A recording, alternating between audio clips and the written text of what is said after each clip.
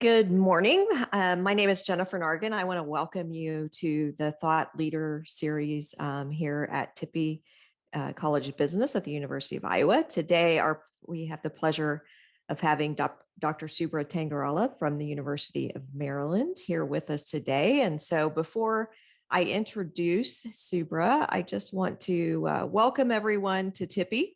It is a beautiful spring day here in Iowa City, so that's nice that spring has sprung.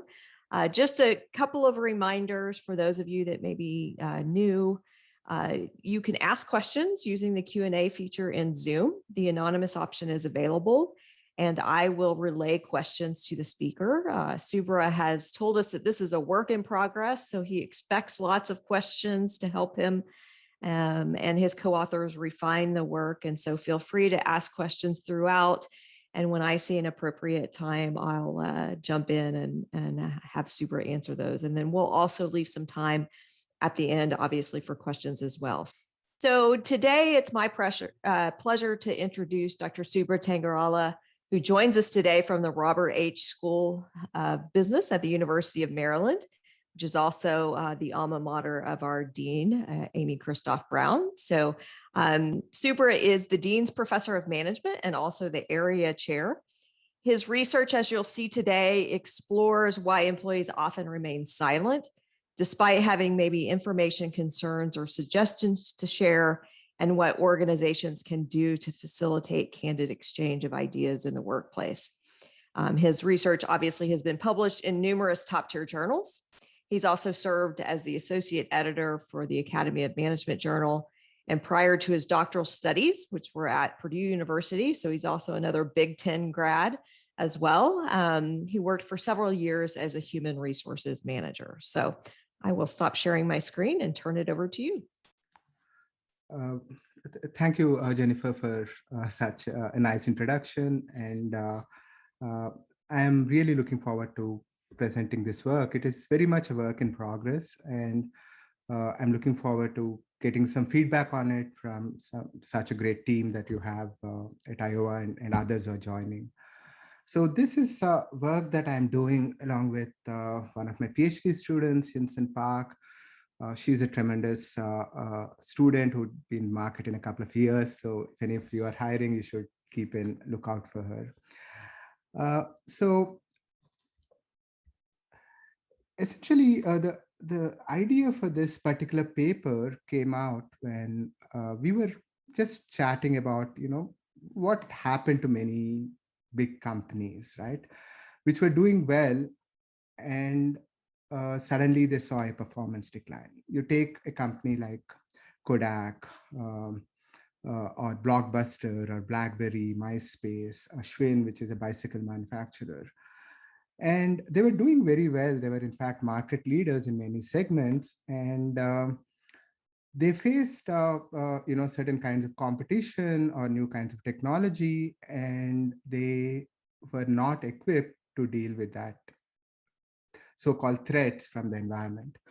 And when we were looking at it, when we were talking about what was happening in these companies around that time, one interesting facet, and each of these companies has a different history, has different complex, complicated set of factors that led to their decline. But one thing that we were noticing was many of them had well-respected, presumably competent leaders at their helm, right? But one thing that uniquely that they faced was that the threats in the environment were what we call ambiguous, right? By ambiguous threats, what I mean is, those that are complex, where you don't have a clear knowledge about cause-effect relationships, right? So in the case of, say, BlackBerry, the touch screen technology, a fully touch screen phone that Apple came up with, people were not sure when that phone came up with, entered the market, that it can be, it can take over the market in that manner. So the threat itself was not extremely clear about, it's what would it lead to, right? Another example of ambiguous threats comes in the case of,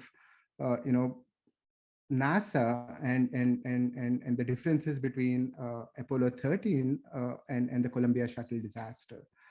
For those of you who are aware of NASA's history, Apollo 13 is considered one of its pinnacle achievements, where they sent, this was a lunar mission, and uh, halfway through the mission, what happened was there was a huge explosion of the oxygen tank, and everyone instantly became aware that there is a problem in terms of depletion of oxygen and water in the shuttle, right? And given that they understood the threat clearly, they devised a lot of solutions and brought back Apollo 13 safely back to Earth. In Columbia shuttle disaster, what essentially happened was that a huge foam piece hit the leading edge of the Columbia shuttle, and people were not clear about what that threat meant, whether the internal systems and processes would be affected by that threat or not. And it led them to discount the threat, led them not to really critically analyze their own internal processes, their own shuttle, and things like that, which led to Columbia shuttle burning up halfway into its entry back to Earth. So one of the things that, going back to many of these companies, they were facing ambiguous threats, whether it's iPhone, whether it is Facebook for MySpace, whether it is Google for Yahoo or Netflix for Blockbuster. They were facing threats that were not completely clear at that time, whether that they would really result in a bad outcome or not. And there were pretty complex considerations going on. So one of the things that we were thinking of was that these companies which had respected managers, presumably competent managers, is that trust in those managers themselves prevented a lot of people within the organization not to really notice problems that are there in their products or processes in terms of their ability to cope with the threats, right? So one of the things that we were thinking about is there something about this trust that people have, trustworthy, when you have capable, benevolent people at the top, do we decrease our vigilance and actually stop seeing problems in the face of ambiguous threats? That was the kind of basic proposition that we started off with. And by the end of the talk, I will try to probably convince you that when ambiguous threats are combined with managers who are considered to be trustworthy, employees can often decrease their vigilance about how good the internal processes are, how good the unit products are, and that decreased vigilance can reduce voice, right? So and I want to highlight that paradoxically, when you expect voice kind of behaviors, voices where people speak up about ideas and stuff, to increase when people are working with trustworthy managers, because these are capable, competent, caring individuals, they might inadvertently go down. And that is problematic, because you need behaviors like voice, especially when you're dealing with threats that are not fully understood. So that is the basic uh, proposition that I want to try to convince you of and show some empirical evidence on that front, right? So why do we focus on voice as something that is interesting in the context of ambiguous threats? So voice is an expression of challenging but constructive ideas, opinions, or concerns, right? And whenever organizations face any kinds of threats, external threats or internal threats in the task environment, they typically have what we call a short recovery window. Recovery window is where you see the first signs of the threat, and it takes a little while for it to fully manifest, and the period in between is often termed a recovery window.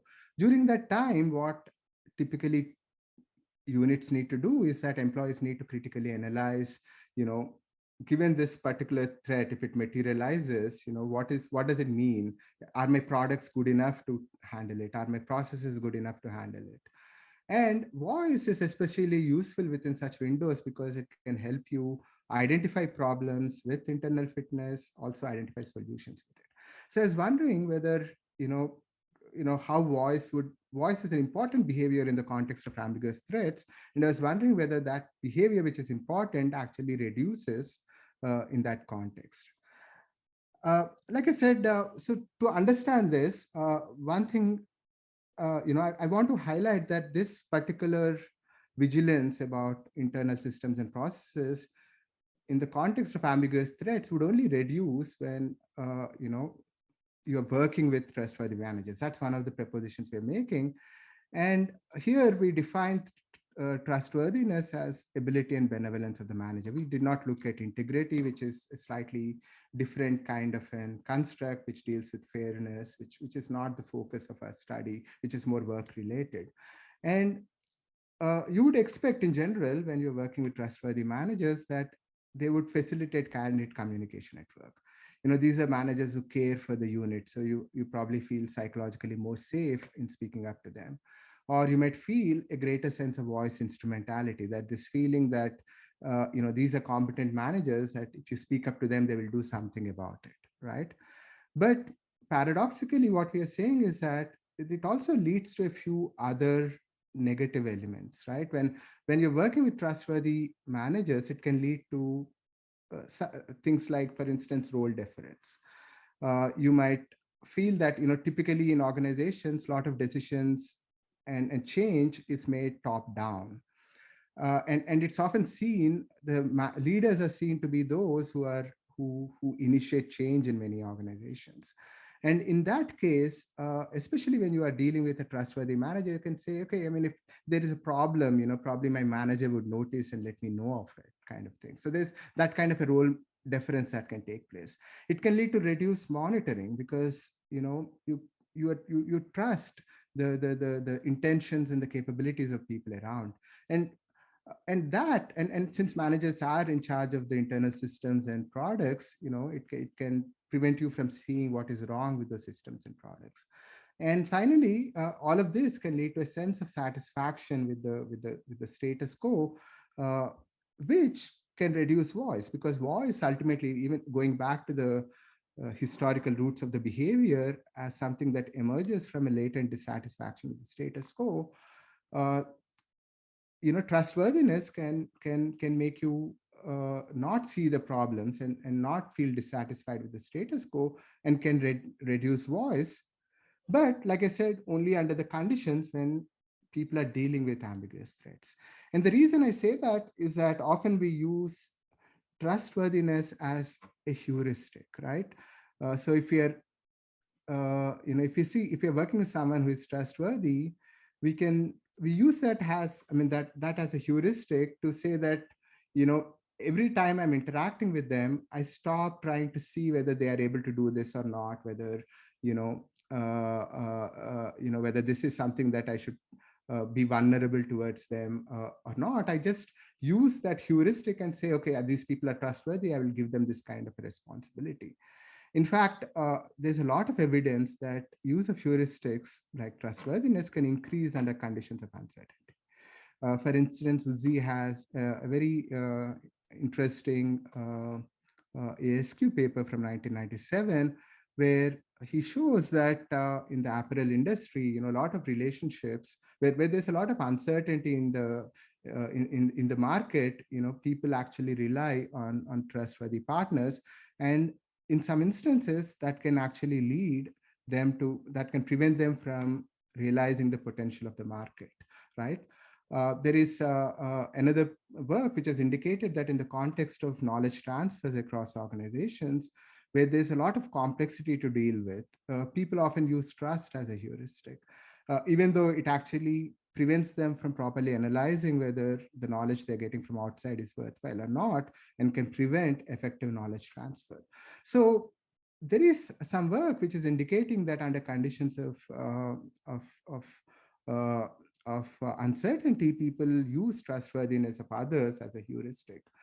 So putting these ideas together, what we are saying is that when you are dealing with an ambiguous situation, an ambiguous threat, and you are working with a manager who you feel is capable and benevolent, you let down your guard and stop noticing problems internally, and that can reduce the voice that emerges. Now, of course, there are a lot of questions that can come up. I mean, is this necessarily a bad kind of a behavior, right? Is it bad that voice reduces in the context of trustworthy managers, right? And to that, what we feel is that, oftentimes even when trustworthiness or has been linked with good outcomes for teams, it often is associated with those good outcomes because employees are continuing to engage in citizenship behaviors like voice, right?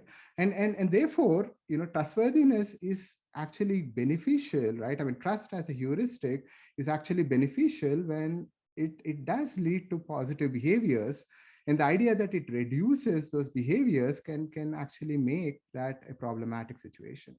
And moreover, there is evidence that often our trustworthy judgments are not necessarily always accurate. We are often affected by the attributes of the employee, our trust propensity. People are prone to what we call romance of leadership effects, where we make the fundamental attribution error of saying that uh, leaders are more capable than they are because the organization is more successful.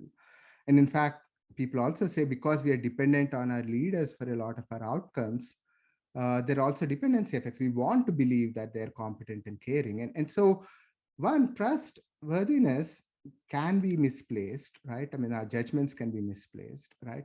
Even if our judgments are accurate, many of the managers cannot cope with given the complexity of the task environment, they by themselves cannot cope with the complexity. So trustworthiness of managers is good to the extent it increases voice, right? Not reduces it, because even the best of the managers often cannot um, have all the answers in this complex world. So by showing this model, we are planning to contribute to three different literatures. One, we're planning to contribute to the voice literature, which has highlighted a lot of explanations for voice, like psychological safety, like voice instrumentality, voice efficacy. And it often takes for granted that people always notice problems, right? The assumption people start off with, if you look at introduction of any voice paper, is, employees are in great positions to notice problems. And given that, how do we encourage voice? And what we are saying is that there is actually variability in the extent to which employees notice problems. And that should be an explanation by itself rather than a taken for granted assumption. Uh, we contribute to the threat literature too, because in the threat literature, the dominant viewpoint framework is the threat rigidity framework, which says that organizations freeze, there is restricted information processing in face of threats, but that particular framework doesn't really deal with different kinds of threats, where especially, in fact, if ambiguous threats are those that can be easily brushed off compared with clear threats that create anxiety, the threat rigidity framework would say it's in the face of clear threats, actually there's restricted information processing. And we are saying that through another explanation, restricted questioning of the status quo can happen because of ambiguous threats. And we contribute to the trust literature, where we are highlighting the conditions under which trustworthiness can have less than favorable outcomes. In fact, what we are not saying that trustworthiness is a bad heuristic, but that in ambiguous situations, it can inadvertently prevent you from critically exploring the status quo. Yeah, Jennifer, did you? Yeah, so a couple of questions. One is just kind of a little bit of a clarification about the construct of threat ambiguity. So the question basically is, on the one hand, obviously it can refer to certainly forthcoming situation for which it is uncertain whether it's threatening or not. It could also refer to a situation that may or may not happen. So it's uncertain whether it will occur. So the question is um, which one are you focusing on, or which one of those is kind of your interest So for your we arguments? actually, I'll talk about it when we come to this, to our scales that we used, but we do look at three factors, essentially something which people have little prior experience with, which makes it difficult for them to understand cause effect. Uh, One, it has a complex interlocking parts, right? And its impact, the timing and the magnitude is not fully understood. So we treat it all those three components together as those that go together. In fact, much of this conceptualization has come from Amy Edmondson's work. In fact, she's done some really interesting case studies. For instance, her case study of Columbia shuttle disaster is one where she points out that many of them typically go together, right? If you're looking at, let's take iPhone, the entry of iPhone. One, its impact, on the market itself is was not completely understood at that time. How would the customers respond to it, right? There can also be technological complexity that you don't fully understand. Can we make it? Is it something that those companies would be able to make and actually market uh, you know in an appropriate time frame? So we are looking at it more generically, and when we actually split it into each of these individual components about impact versus complexity, our scales indicate that both have an effect and that they're highly correlated. In fact, they're correlated to the extent of 0.8 or 0.9 in some of the studies that we conducted. Okay. Right. Then the other question is, I guess, a question I have. I know Daniel said we wouldn't ask you questions, but I have one that I'm curious about. So when I look at models, I often think about the IV to DV relationship. And so if I think about your model, there's something you would automatically think, right, that trustworthiness would also promote voice because of the things you mentioned, like psychological safety and things like that. And yet you're looking kind of for this ultimately this negative pathway. And so do you think there's more than one pathway there, a positive and a negative, and you're just focusing on the negative, or kind of what's your, how will you get around that with reviewers when they think about that IV to DV relationship? So this is a couple of things. One, throughout our studies, we measure the three things that can be positively affected by trustworthiness: psychological safety, voice instrumentality, whether you feel safe, voice instrumentality, whether something would happen when you speak up, and voice efficacy, which is confidence in speaking up. And we do show that controlling for that, there is still this negative pathway that emerges to depress voice, right? And this negative pathway is through failure to and in some ways we feel that it is a little bit more fundamental than those explanations, in the sense that you need to see problems. It almost comes first before some of those other explanations start working. And the second is, I'm not really claiming that it is always the case, right? I mean, I sometimes, when people say I do dark side literature work on of the constructs, but the point is, these are good constructs. I mean, I do believe in trust as a very beneficial organizing principle, right? So we're not making a case that ultimately, if you look at the entirety of the model, that it would always lead to those negative things. In fact, in the context of ambiguous threats, where you need to see problems, and that is when especially these kinds of effects manifest.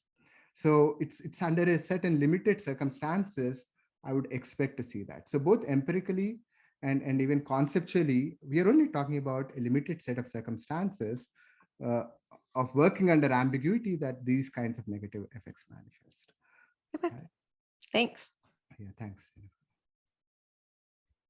So we did a set of 4 studies. I won't spend too much time on the pilot because it was a qualitative thing. What we did was we didn't do this to examine any hypothesis, but to check whether many of the initial conceptualizations of our uh, model were based on what was happening at the organization level, and major events that organizations faced. And we wondered if, employees do experience, failure to notice. I mean, is that something that happens on an ongoing basis, that later they realized I should have seen this, right? And what are anecdotally some things that people talk about when they said I didn't see that coming, right? Just to establish that, we are not completely crazy in terms of thinking about these variables, and that they do have a little bit of validity, at least anecdotally, based on retrospective accounts, that we are somehow on the right track. And in fact, what we found was that when we surveyed a large set of people with open-ended questions, not a large, but around 60 people with open-ended questions, and ask them about, what happened, describe an event where you didn't see things went wrong till it was too late. What was it like, why why did you not really see that? And we do find that a substantial portion of employees actually highlighted, trustworthiness. I was relying, I was my manager, my boss was, doing it, and I trusted him. I thought he knew what he was doing or what she was doing.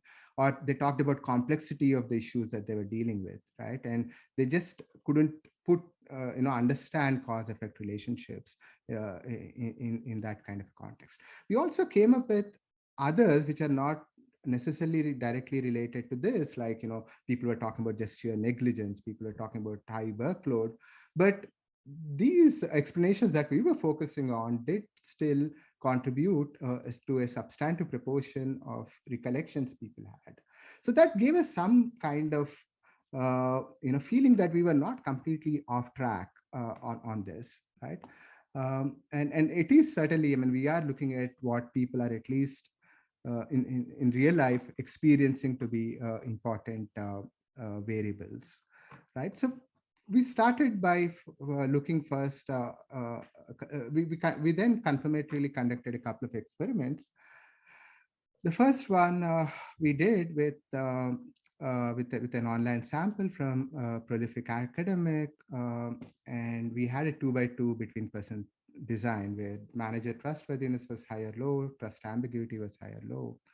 And we based this broadly on a new competitor coming in with an innovation kind of, BlackBerry kind of a case. So it's based on something very close to a BlackBerry kind of situation that happened between iPhone and BlackBerry. So we told people that they were members of a strategic planning cell of a keyboard manufacturing company.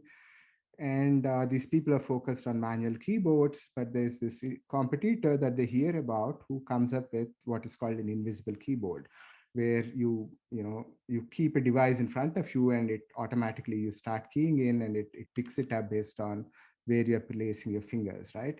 And we either highlighted this as something which is well understood, simple technology that can certainly catch on, or something which is not so well understood and requires greater exploration. And then we also provided them with so that's how we manipulated the ambiguity and trust.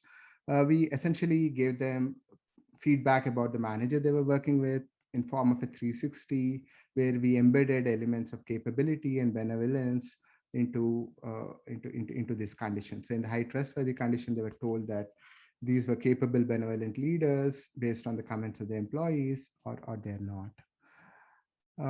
And we developed some measures, and I'll come to, when we come to the field study, we actually developed even more intricate measures, but we looked at failure to notice, about the strategy of the unit itself, and the voice was measured with the measure of, whether you would speak up with changes in team processes and strategies. And we also measured key alternative explanations. That's, as Jennifer was saying, it's often important that, trustworthiness can actually lead to some of these positive things like psychological safety, voice instrumentality, voice efficacy. And what we find essentially is that I'll show you the interaction graph, that there was indeed an interaction between trustworthiness and ambiguity, such that failure to notice problems was especially higher when people were dealing with trustworthy leaders, and the threat was itself very ambiguous, right? And that led to reduced voice, controlling for all these measures. There was this kind of an effect through failure to notice problems. Um, so we went ahead and conducted another study, which was similar but slightly different. The first study, one can always make a case that we looked at, it's always figuring out the impact of innovative technology can always be very difficult for employees, and they might be more likely to rely on the managers, for decisions like that, uh, than in cases where, for instance, a different kind of an issue is placed in front of them. So this time, rather than look at an innovation kind of a context, we looked at safety as a context. And this case, this vignette was developed based on the Columbia Shuttle case, where we focused on safety-related threat to the unit, and participants were in the product development cell of a cosmetics company. And they faced, they were making, they were putatively making face cream where they were using a chemical which is called PHE, and its chemical composition was either simple and well understood or not so well understood, which and complex, which made it an ambiguous threat. And we said that there's a new study that came out where that study indicated that this element that they're using in their face cream can cause. So we gave them this kind of an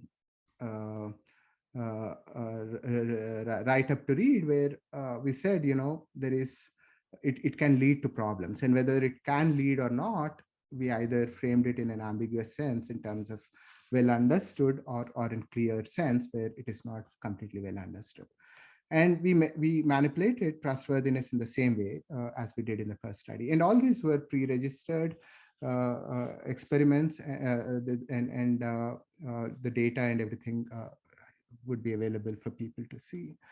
Now, what we also looked at was we looked at whether they had concerns about the formula now that they've seen the threat, and whether they would speak up about how to change things around in the team.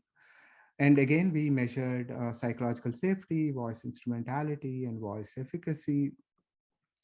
And again, I'll go back to the figure. It's somewhat, actually more or less similar to the figure that we had earlier, which is again that when threats, ambiguous threats were higher, there was a far greater impact of trustworthiness on failure to notice problems, which carried on to reduced voice, controlling for whether we control or don't, but for psychological safety, voice instrumentality, and voice efficacy. So we did the third study, which was in the S&P 500 company, which was in oil and gas consulting, right? Now, this was a very interesting kind of a setting because it's a very dynamic. This company would provide help to a lot of clients in this industry, which is very dynamic and continuously faces innovation, right? So innovation in terms of improvement of technology and things. It also faces safety related threats, because they're dealing with oil drilling and things. So these teams, these employees need to be vigilant about different kinds of threats, which many of which are ambiguous in nature. And one thing interesting about this was each employee had a unique specialized skill and knowledge, and they could actually see things that others could not. So they could actually visualize threats to the unit, process threats to the unit in ways that others might not, because these are all highly skilled engineers with their own specialist skills and knowledge, right? So we could actually see whether or not individually they are able to notice those threats or not. And we developed measures of trust ambiguity and measures of perceptions of failure to notice problems. And we looked at, like I said, we looked at understanding of the problem, the non-routine nature of the problem, and the complicated structure of the problem as the ambiguity people can experience when they're doing their daily work. And failure to notice is, whether they think that there's something lacking in their team, and voice, using constructive voice scale that employee proposes new ideas for effective work methods. Trustworthiness, we essentially used scales of ambivalence and benevolence. Now, of course, for the trust ambiguity scale, we did a lot of scale development, including, we followed the call quit approach. We did 2 or 3 in different samples. We tested out these measures to ensure that they have validity. And we, of course, measured key alternative explanations like psychological safety, voice instrumentality, voice efficacy. Let me go to the graphics. So what we find again is that when the slope is much, the relationship between the threat ambiguity and the leader trustworthiness and failure to notice problems is much higher when you're dealing with more highly ambiguous threats, and that was going on to impact voice behavior, right? Again, like I said, those were the high contributions. And of course, there are certain limitations for this paper too, right? We only highlight the idea that voice can reduce in face of ambiguous threats when it is needed, when it is possibly needed, right? And people are working with trustworthy managers, but we don't really test whether it actually leads to dysfunctions in the team or not, right? Whether that reduction in voice would actually lead to bad outcomes for the team, because for all we know, if people are being accurate in terms of their trustworthy judgments, the leaders would probably ensure that there are no problems in the team. Although there is enough evidence that shows that reduction of voice is not good for teams. In fact, we did a recent study which indicated that especially when people are faced with exogenous change, absence of voice, we did a field experiment. It is coming out in JAP shortly. We find that it actually reduces resilience of the team. That very rarely, in very few situations, is reduction in voice good. And we do find that under these circumstances, there is a reduction in voice caused by trustworthiness judgments, but we don't really test whether that outcome on the team is happening or not. And of course, we the studies, some of the scenario studies are vignette based, or field study. Causal inferences are difficult to make, but those were it has its limitations. But we feel that these are the contributions, as I highlighted, that this particular findings make. So I'd leave it open, Jennifer, for questions and Okay. that answer. Yeah, so we have a couple of questions. There's 2 that are really around this idea of trustworthiness in the manager. So do you think that it's helpful to potentially highlight in the paper that maybe trust in the manager is misplaced? Like you talked about how, it's not under all situations, but there are some cases. I think the more of the question is about, do you have any concerns about basically saying the implications of asserting that manager trustworthiness might be negative? We are not making any, we would, of course, we do talk about that it can be, right? But our main point here is not that trustworthiness is bad or trust is bad as an organizing heuristic. We are saying that under certain conditions, right, especially ambiguous threat, when people use trustworthiness, especially more strongly, because making sense of an ambiguous threat and trying to see its implication for the unit and see whether the unit's internal processes are strong enough to withstand it is a cognitively effortful process for people. And that is when people rely more on heuristics, and trustworthiness can be one of those heuristics, and in that condition it can reduce it. Uh, and sometimes, for instance, in our qualitative data, around 25% of the people said, I thought my boss was handling it, my boss could handle it. So uh, and that is something that we were trying to capture, right? Again, I don't know whether trust is completely misplaced or not. It can be. There's enough literature that says it can be, right? But even if it is not misplaced, our point is that, especially in the context of ambiguous threats, managers need help, because it means that the environment is very complex, the threats are complex, one person cannot handle it, however competent they are. And precisely in those conditions, employees somehow defer to the manager. That's the pattern that we find, which is problematic, whether it's misplaced or whether it is truly a right judgment. We feel that this decrease in voice is not necessarily a good thing. That's all we are saying. Yeah. That makes Okay. sense.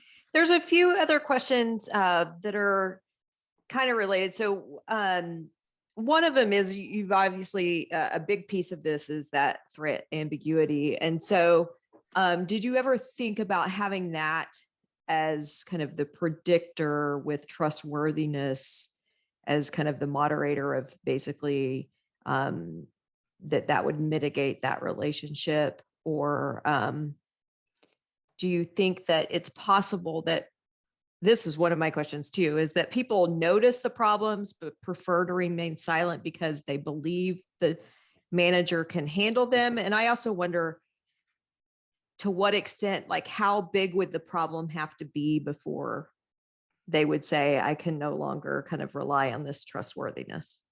Yeah. Um, so Sorry, that was a lot of no, no, questions. no, no, no, no.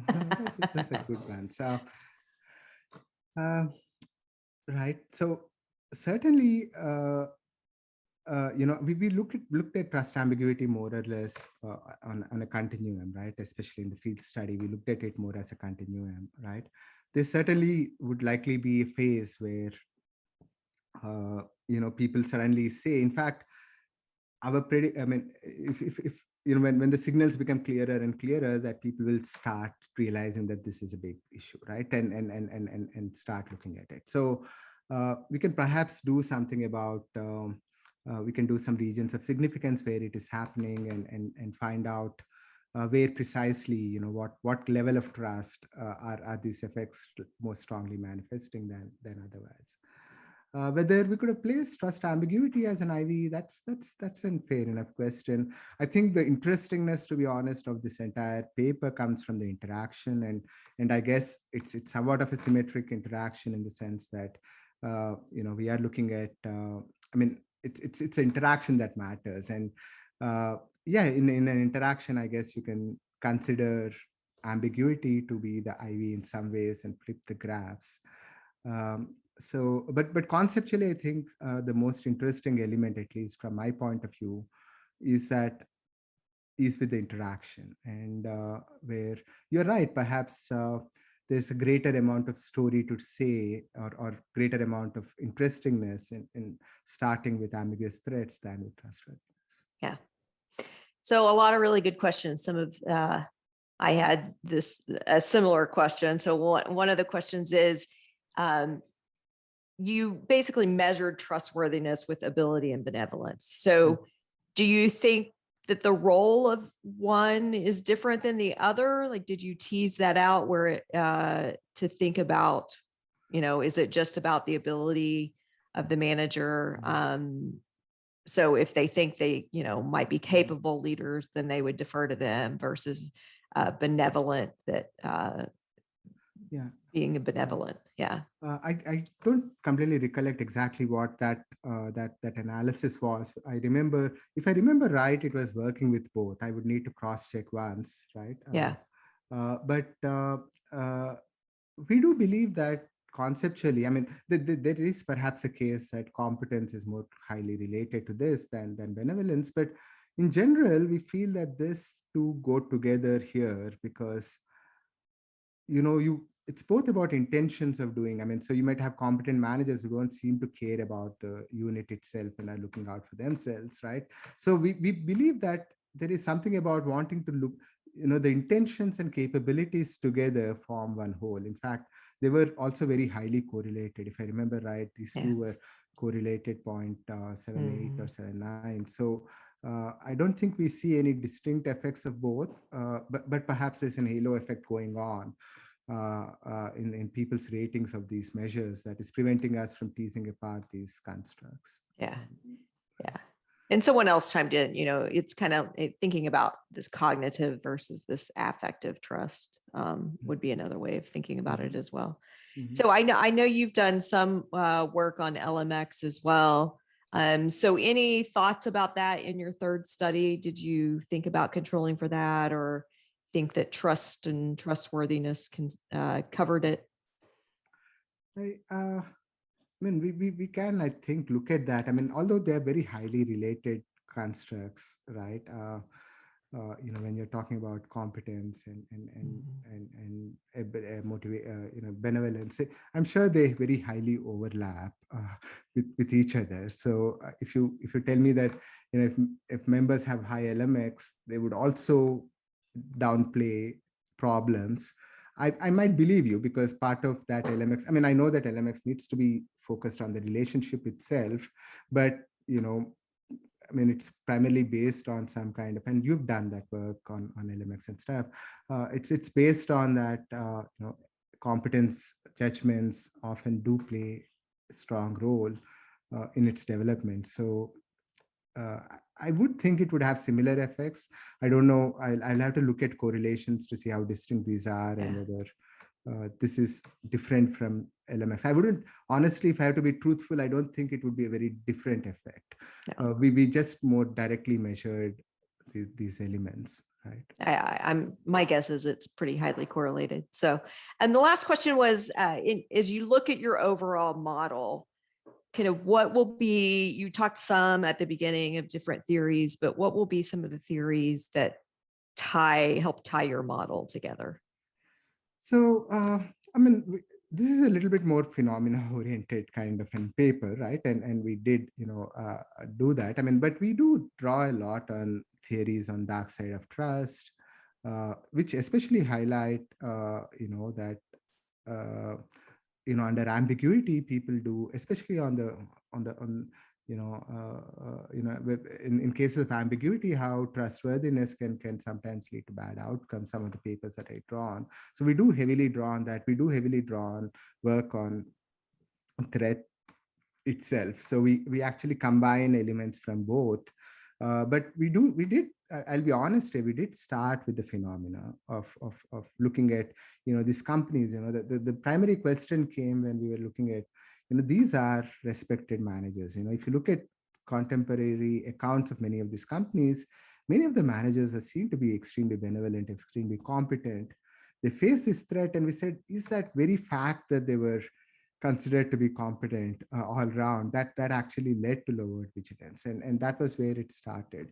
But we do draw on these theories. We integrate theories of threat, which have highlighted that threats can vary in ambiguity, with the ideas in the trust literature that indicate that trust is more of a heuristic when ambiguity happens, to draw our model. So we do rely extensively on those two frameworks. Yeah, and that's one of the things someone has also put in the chat, is the findings, as you know, kind of speak to when trustworthiness is utilized, maybe when they're going to rely on those heuristics versus engage in kind of a deliberate judgment or decision-making contest. And I guess your take is that basically under ambiguous situations, people are going to stick to those heuristics. And it's not an original insight per se, because even if you look at right from Kahneman and Tversky, the idea of heuristics becoming more apparent is is in ambiguous situations, and so we have that backing of that literature which indicates when these are particularly utilized. Okay. Yeah. So I think that's all the questions. So we'll hang around here for a few more minutes if there's other questions, but I just want to thank Subra again for talking with us today about a really interesting study. And so if you want to put your thanks to Subra in the chat, please do so. And again, we'll hang around for a few more minutes. And if you have others that want to watch the videos, then feel free to pass along them once we get them kind of posted onto YouTube. So thanks so much, Subra. Yeah, thank you.